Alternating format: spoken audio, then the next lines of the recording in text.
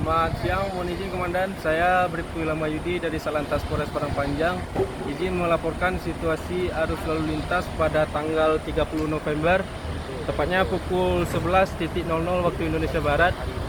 Pada siang ini kita sedang melaksanakan evakuasi pasca terjadinya laka lantas pada hari Minggu tanggal 27 November, yang mana kendaraan Pertamina terjun ke jurang yang berada di tikungan Cibadak Bungkuk.